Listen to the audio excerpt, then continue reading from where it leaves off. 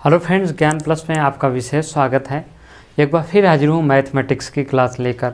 Mathematics की इस class में आज हम आपको डिस्काउंट की अंतिम क्लास लेकर हाजिर हैं। उसके बाद हम प्रॉफिट एंड लॉस शुरू करेंगे। वहाँ पे देखेंगे क्योंकि वहाँ से बहुत ज़्यादा परीक्षा में प्रश्न पूछे जाते हैं। तो चलिए शुरुआत करते हैं मैथमेटिक्स की डिस्काउंट की तीसरी और अंतिम क्लास के साथ। तो पहला सवाल आपकी स्क्रीन पे आ चुका है। देखिए, किसी व्यापारी ने अपने व्यवसायी बट्टे की दर 25 से 15% कर दी। कह रहा है कि कोई व्यापारी है जो कि अपने वस्तु पे डिस्काउंट रखा था 25% का। ठीक है, अब कोई भी व्यापारी 25% का डिस्काउंट देगा तो वस्तु की कीमत कितना बच जाएगी? 75%। आपको पता है, आपने 100 रुपये में 25% का डिस्काउंट दे दिया तो आपकी जो वस्तु की कीमत बचेगी कितना होगी? यहाँ पे 75/100 होगी। तो यही तो कह रहा है कि 25% डिस्काउंट दे दिए तो वस्तु की कीमत कितना बची? 75 बची। ठीक है, अब कह रहा है कि इस जो डिस्काउंट को है उसने क्या किया कि 15% कर दिया, 25 से 15% कर दिया। अब भैया ये 25 था, अब 15% इसमें हो गया तो कितने का अंतर आया? 10% का अंतर आया। ठीक है, 10% का अंतर आया। इस 10% का अंतर कितने में आया? 75 में ही आया। ये तो अभी जब इसमें से आप जब अंतर निकाल लेंगे तब ये घटेगा ना 15%, यानी कि 85 होगा। अभी तो किसके सापेक्ष ये 10 का अंतर आ रहा है, 75 के सापेक्ष ही आ रहा है। इसको आप 75 कर दीजिए, गुणते 100 कर दीजिए। ठीक है, यही तो आपका यहाँ पे 10 होगा। 10 अब ये आपका हो गया 25 या 75, 25 चौको 100, यानी कि 40/30 3। अब इसको आप काटेंगे जब तो ये हो जाएगा आपका 1 3 तिकाई 9, फिर यहाँ पे 3 तिकाई 9 3 तिकाई 9, तो 13.3% इसका आंसर आएगा। क्योंकि हमने यहाँ पे 25 से 15 किया है तो अंतर 10 आया। अब किसके सापेक्ष 10 का अंतर आ रहा है? 75 के सापेक्ष आ रहा है। तो 10/75 में आप परसेंटेज निकाल लेंगे तो आपका उत्तर आपके सामने आ जाएगा। अब अगले सवाल की ओर बढ़ते हैं। अगला सवाल आपकी स्क्रीन पे आ रहा है। देखिए, अगला सवाल क्या कह रहा है कि 1 फुटकर विक्रेता थोक विक्रेता से 40 पेन 36 पेनों की अंकित कीमत पर खरीदता है। कह रहा है कि विक्रेता जो है 40 पेन खरीदता है, किसके? 36 पेन की कीमत पे। यही सवाल कह रहा है। ठीक है, तो अब पहले आप इसका क्या कर लीजिए, यदि वह उन्हें 1% बट्टे पर बेचता हो तो उसका प्रतिशत लाभ क्या होगा? देखिए, 40 पेन खरीदता है 36 पे, तो ये पहले आप इनका प्रतिशत निकाल लीजिए। तो 40/36 गुणते 100, 9 चौक 36, 4 9 36, 4 दहम 40, यानी कि 1000/9। ठीक है, अब सवाल क्या कह रहा है कि यदि वह उन्हें 1% बट्टे पे बेचता हो, 1% बट्टे पे बेच रहा है। 1% बट्टा कितना होता है? 100 में 100, कोई भी चीज़ अपने आप में 100 होती है। 1% घटा देंगे तो कितना हो जाएगा? 99/100। यही तो सवाल होगा। तो इसमें आप क्या कर देंगे, वो क्या करता है 99/100 में इस वस्तु को बेचता है। यही सवाल कह रहा है ना कि 1% डिस्काउंट दे दिया, तो हमने भी डिस्काउंट दे दिया। चलिए, 9 1 9, 11 9 99, 00 ये कट गया, 11 दहम्मा 110, यानी कि 1% डिस्काउंट पे बेचता है तो वो इन वस्तुओं को जो है 110 रुपये में बेचेगा। ठीक है, क्या कह रहा है कि यह उन वस्तुओं को 110 रुपये में बेचेगा। यही सवाल कह रहा है। 1% डिस्काउंट के बाद वस्तु की कीमत जो कितना हो जाएगी? 110 हो जाएगी। अब सवाल आपसे कह रहा है, देखिए अगला स्टेप समझिए यहाँ पे। अब 110 रुपये सवाल क्या हो गया? सेलिंग रेट हो गई। प्राइस कितना था? 100 था। ये टोटल कितने में था? 100 में था। अब इसका हमें परसेंटेज पूछा है तो 100 से आप मल्टीप्लाई कर देंगे। सवाल आपका यही है, कह रहा है कि आप इसका लाभ प्रतिशत ज्ञात कीजिए। तो भैया 100 जो 100 की वस्तु लिया था वो 110 में बेच रहा है। भैया 100 की वस्तु लिया था, ठीक है, 40/9 100 की वस्तु, 100 रुपये की वस्तु थी। कितने में? 100 के सापेक्ष में। और कितने मल्टीप्लाई, यानी कि परसेंटेज निकालना है, 100 से मल्टीप्लाई कर देंगे। ये 100 से ये कट जाएगा, 110 में से 100 जाएगा, आपका 10% उत्तर आ जाएगा। ये आपका आंसर हो। कुछ इस प्रकार से आंसर निकलेगा। तो उम्मीद है समझ में आया होगा। नहीं आया हो तो फिर से आप इसको वीडियो को थोड़ा सा बैक करके समझ लीजिए, आसानी से समझ में आएगा। और इस तरह के परीक्षा में प्रश्न बहुत ज़्यादा बनते हैं, इस चीज़ को आपको ख्याल रखना पड़ेगा, ध्यान रखना पड़ेगा। चल रहे हैं अगले प्रश्न की ओर। अगला प्रश्न क्या कह रहा है, आपके सामने आ रहा है। अगला प्रश्न कह रहा है एक मशीन की कीमत 6,250 रुपये है। उस कीमत 6,250 रुपये, यानी कि प्राइस जो है कितना है 6,250 रुपये। अब ये कह रहा है कि उस कीमत पर पहले 10%, पहले वर्ष में 10%, दूसरे वर्ष में 20% तथा तीसरे वर्ष में 30% की कमी आ जाती है। सवाल बिल्कुल सिंपल सा है। कह रहा है कि ये जो प्राइस है इसमें पहले वर्ष कितने प्रतिशत की कमी आ रही, 10% की। 10% की कमी हमने आपको बताया था। देखिए 1/10 की कमी आ रही है। कमी आ रही है तो इसका मतलब आप क्या करेंगे, चाहे आप यहाँ पे हमें क्योंकि 90% निकालना है, 1/10 नहीं निकालना है, इसलिए क्या करेंगे ऊपर वाले में से 1 घटा देंगे, नीचे वाले को ऊपर में से 1 घटा देंगे तो ये 9/10 हो जाएगा। ठीक है, तो 9/10 पहले वर्ष की कमी 9/10 है। अब दूसरे वर्ष में कह रहा है कि 20% की कमी, तो फिर हम देखेंगे 20/100 1/5 हो जाएगा। यही तो कह रहा है 1/5, तो ऊपर वाले में 1 घटा देंगे नीचे वाले को, तो ये 4/5। तीसरे वर्ष कह रहा है कि 30% की कमी आ रही है। 30% की कमी मतलब 70/100। भैया यहाँ पे अगर 70/100 है तो पहले 0 हटा देंगे। 0 हटा देंगे तो क्या हो जाएगा आपका, 30% की कमी आ रही है, सॉरी यहाँ पे 30 होगा। ठीक है, 0 कट गया। अब 3/10, तो ये कितना हो जाएगा गुणे 7/10। ऊपर घटा देंगे ऊपर में से नीचे वाले को, तो 7/10 हो जाएगा। ठीक है, अब इसको आप काट लीजिए, आसानी से आपका आंसर निकल आएगा। देखिए कैसे आपको आंसर आता है, देख सकते हैं। 1 0 हमने ये काट दिया। ठीक है, अब ये क्या कि 4 दूनी 8, यानी कि 2 दूना 4, 2 पंचे 10। अब कोई नहीं कटेगा। 5 5 25 आ रहा है। 25 पंचे कितना होता है 125। 125 25 25 संयम 5 5 25, 25 25 संयम 625, यानी कि ये 25 हो जाएगा। ये कट जाएगा। अब आप गुणा कर दीजिए, आपका आंसर आ जाएगा। यानी कि 9 दूना 18, 18 गुणे, अब यहाँ पे कर दीजिए 7 दूना 14, 14 7 दूना 14 हो गया, और 9, तो 114 9 है 126 गुणे 25, 126 गुणे 25। इसको आप करिएगा तो 25 छक्का 150 हो जाएगा। 25 दूना 50, 15 कितना हो जाएगा 65 हो जाएगा। और 25 से कम 25, 25 में 25 और 6 कितना हो जाएगा 25 6 31 हो जाएगा। तो इसकी जो कीमत है 3 वर्ष बाद कितना होगी 3,150 रुपये इसका कीमत होगी। यही आपका उत्तर होगा। ठीक है, तो इस प्रकार से आपका उत्तर क्या हो जाएगा 3,150 रुपये। ये आपका उत्तर रहा। चलिए बढ़ते हैं अगले सवाल की ओर, और अगला सवाल देखते हैं। क्योंकि डिस्काउंट हमारा चल रहा है तो इस प्रकार के प्रश्न आना स्वाभाविक हैं आपकी परीक्षा में भी ही। तो यहाँ पे अब चलिए अगला सवाल आपकी स्क्रीन पे आ चुका है। बिजली के बिल पर नियत समय के भुगतान पर 15% की छूट दी जा रही है।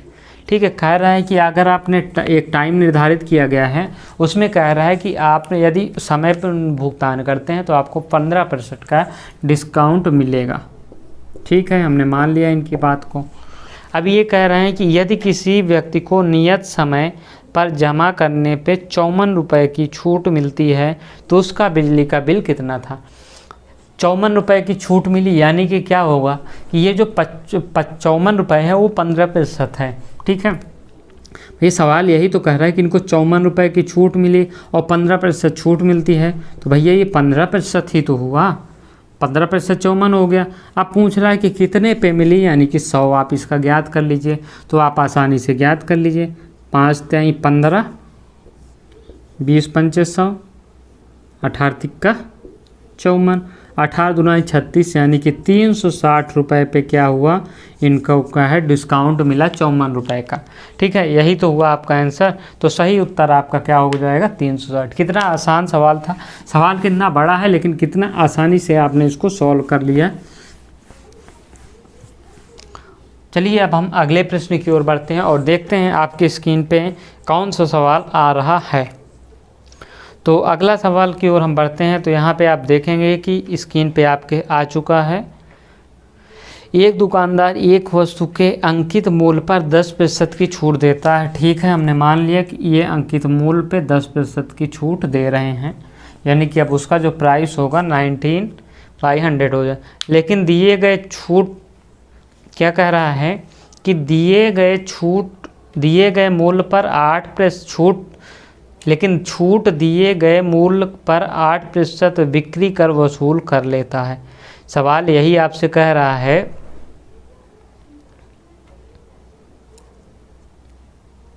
यदि ग्राहक बिक्री कर सहित मूल्य के रूप में 3,402 रुपये देता है तो उसका अंकित मूल्य क्या होगा। ठीक है, अब ये कह रहा है कि 3,400 रुपये 3,402 रुपये देता है जो कि डिस्काउंट के बाद और बिक्री कर के बाद है। ठीक है, 3,402 रुपये यही है, जी हाँ। अब कह रहा है कि इसमें 10% का डिस्काउंट देता है, इसका अंकित मूल्य ज्ञात करना है आपको। तो अंकित मूल्य क्या होगा, डिस्काउंट से हमेशा ज़्यादा होगा कि नहीं। तो यानी कि जो 10% का डिस्काउंट दिया है इन्होंने 1/10 का, ठीक है, 10% का 1/10, तो ये कितना हो जाएगा 9/10 हो जाएगा। ठीक है, अब ये कह रहा है अंकित मूल्य पूछ रहा है, यानी कि अंकित मूल्य पे डिस्काउंट नहीं दिया जाता, अंकित मूल्य पे डिस्काउंट दिया जाता है, यानी कि ये जो है ये प्राइस कम है। तो इसका रिवर्स आप कर दीजिएगा तो आपका जो है अंकित मूल्य ज्ञात हो जाएगा कि नहीं ज्ञात होगा, बिल्कुल हो जाएगा। सवाल यही तो कह रहा है। उसके बाद आप सवाल और कह रहा है कि आपको 8%, हाँ 8% का बिक्री कर वसूल करता है। तो ये जो 3,402 रुपये हैं ये क्या है, बिक्री कर के बाद है। बिक्री कर कितना है 8% है, यानी कि 108/100। इसको आप काटेंगे तो ये 25 ये हो जाएगा और 27 ये हो जाएगा। तो ये फिर भी ये अब फिर बिक्री कर को जोड़ने के बाद है तो ये कितना हो जाएगा, क्योंकि आपको वस्तु का रियल प्राइस ज्ञात करना है, यानी कि अंकित मूल्य ज्ञात करना है। तो ये क्या होगा कि बाद में जुड़ेगा, तो ये भी क्या हो जाएगा, रिवर्स हो जाएगा। ठीक है, अब ये आपका हो गया। अब देखिए यही आपका, अब इसको सॉल्व कर लीजिए, आपका आंसर आएगा। कह रहा है कि 10% का डिस्काउंट इसमें दिया गया है और ये इतने पे माल बेचा गया है। तो भैया डिस्काउंट लगने के बाद ही तो ये माल होगा। तो डिस्काउंट लग चुका है, तो यानी कि ये अब डिस्काउंट लग चुका है तो इसमें इसकी कीमत क्या होगी 90%, तो इसका 100% ज्ञात करिए। यही तो 100/90 इसको कर दीजिए, चाहे 10/9 कर दीजिए। अब यहाँ पे फिर से वही कह रहा है कि ये जो 3,402 रुपये वो बिक्री कर देने के बाद है। तो भैया बिक्री कर देने के बाद है तो हमको अंकित मूल्य ज्ञात करना है। तो बिक्री कर को अगर हम यहाँ पे घटा देंगे, बिक्री कर जो दिया है तो आपका अंकित मूल्य ज्ञात होगा। तो हमने बिक्री कर को क्या किया 25/27/25 हो रहा था हमारा, तो इसको रिवर्स कर दिया, यानी कि हमारा जो अंकित मूल्य है रियल प्राइस है वो ज्ञात होगी। अब इसको सॉल्व कर लीजिए, आप यहाँ पे देख पाएंगे आसानी से 27 और 9 यहाँ पे है। तो इसको हम सॉल्व करते हैं और देखते हैं। पहले इसको हम काट देते हैं, 27 से काटते हैं, देखते हैं कटता है कि नहीं कटता है। तो यहाँ पे हो जाएगा आपका 27 1 का 27 हो जाएगा। ठीक है, और यहाँ पे 7 बचेगा 70। तो 2 3 6 7 3 21 ये नहीं जाएगा, यानी कि 27 दूनी 54 दो बार जाएगा ये। ठीक है, 54 70 यानी कि 16 यहाँ पे बचेगा, 162 बचेगा। ठीक है, तो 2 7 14 और यहाँ पे कितना बचेगा 16 बचेगा। ठीक है, और 16 बचेगा और ये कितना हो जाएगा, हाँ ये आपका हो जाएगा 162 हो जाएगा। अब 162 होगा तो फिर से ये पूरा भाग जाएगा कि नहीं जाएगा, तो 2 पंचे 10, 7 पना 35, ठीक है, और 2 छंग 12 120 और 7 छंग 42, 120 162 कट जाएगा, यानी कि 6 बार जाएगा, ठीक है। अब ये 9 से कटेगा, ये 9 कट चुका है, अब 9 से देखते हैं कटेगा कि नहीं कटेगा। 9 1 का 9, 9 चौक 36,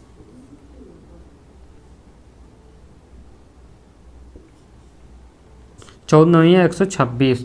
अब यहाँ पे आप गुणा कर लीजिए, आपका उत्तर आ जाएगा। क्या है ये, तो हो जाएगा 140 हो जाएगा। 140 में आप इसको आप गुणा करेंगे, 14 धामा 140 हो जाएगा।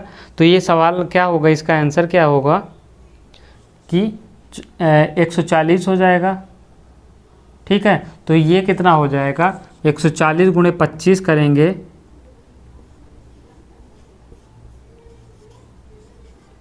बराबर क्या हो जाएगा, 25 शून्य शून्य, 25 चौको 100 की 0, 25 से कम 25 10 35, 35 रुपये, यानी कि वस्तु का अंकित मूल्य कितना हो जाएगा, 3500 रुपये हो जाएगा, ठीक है। देखिए हम कैलकुलेशन जानबूझ के स्लो करते हैं जिससे कि आपको एक एक स्टेप समझ में आए, ठीक है। अगर हम फास्ट कर देंगे तो आपको उलझ जाएंगे उसी में और आप हमारे साथ नहीं चल पाएंगे। इसीलिए हम एक एक अंक लेके चलते हैं, जिनको कैलकुलेशन की प्रॉब्लम हो वो भी धीरे धीरे सॉर्ट आउट हो जाए और आराम से आप समझते हुए एक एक स्टेप को चलें। यदि हम फटाक से इसको हम काट लेंगे, क्योंकि हमें आदत हो चुकी है इन चीज़ों की, तो हम तुरंत काट के इसको 126 लिख सकते हैं, ऐसी बात नहीं। लेकिन अगर हम डायरेक्ट लिख देंगे 126 तो आप कंफ्यूज हो जाएंगे कि सर ने क्या समझाया, ये क्या कर दिया। इसीलिए हम एक एक अंक लेके चलते हैं बाकायदे, जिससे कि आपको क्या हो कि दिक्कत ना हो, समझ में ना आए। एक सामान्य लड़के की तरह जो कि बहुत पढ़ने में तेज़ नहीं, उसकी तरह हम जोड़ते हैं, जिससे कि आपको एक एक स्टेप उसको भी समझ में आए जो कि आपसे कमज़ोर है। हर अभ्यर्थी को हमको लेके यहाँ पे चलना पड़ता है। तो चलिए हम अगले प्रश्न की ओर यहाँ पे बढ़ते हैं और देखते हैं।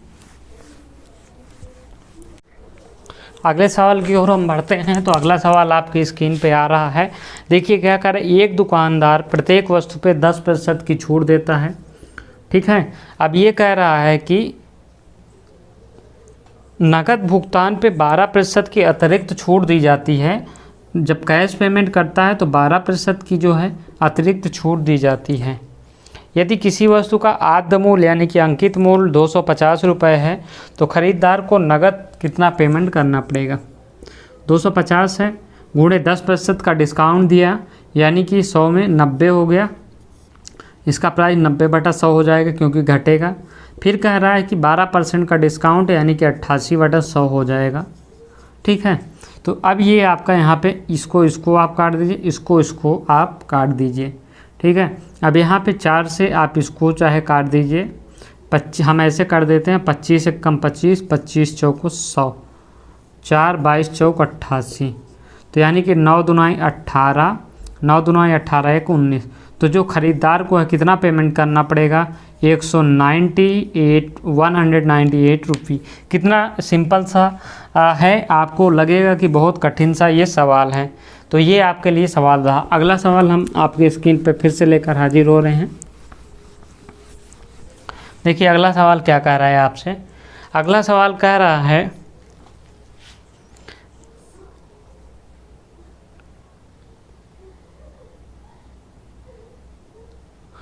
एक साइकिल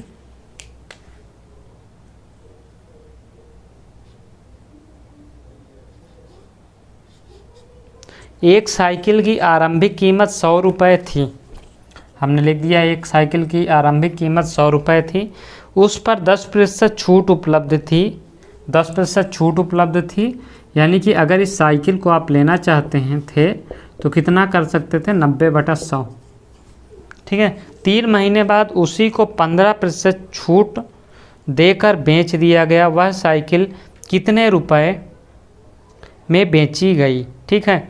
तो अब देखिए 3 महीने उसी साइकिल को फिर से 15 रुपये बाद, यानी कि इसने पहले साइकिल ली तो ये आपका सिंपल सा हो जाएगा, 90 रुपये हो जाएगा।